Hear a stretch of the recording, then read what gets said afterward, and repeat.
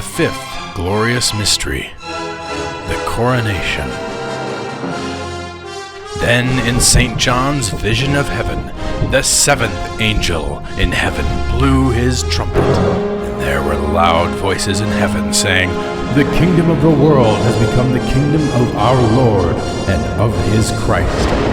He shall reign forever and ever." And the 24 elders who sit on their thrones before God fell on their faces and worshipped God. Then God's temple in heaven was opened, and the Ark of the Covenant was seen within his temple. And there were flashes of lightning, loud noises, peals of thunder, an earthquake, and heavy hail. And a great sign appeared in heaven, a woman clothed with the sun, and the moon under her feet, and on her head a crown of 12 stars. She was with child, and cried out in her pangs of birth in anguish for her delivery.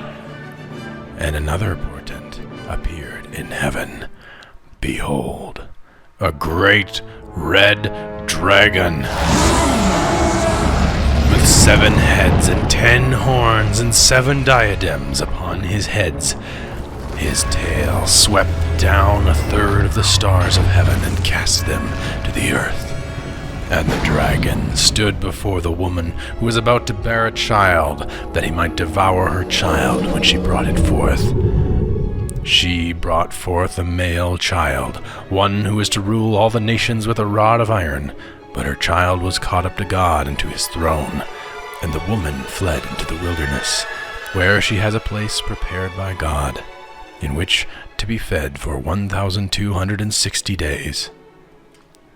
And a great war arose in heaven, Michael and his angels fighting against the dragon. The dragon and his angels fought, but they were defeated and cast out of heaven.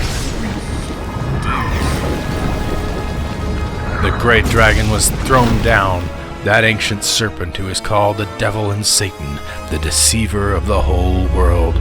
He was thrown down to the earth, and the angels were thrown down with him.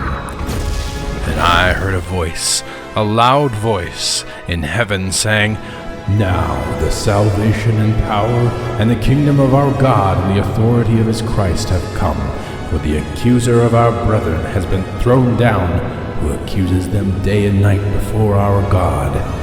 And they have conquered him by the blood of the Lamb, by the word of their testimony, for they loved not their lives even unto death.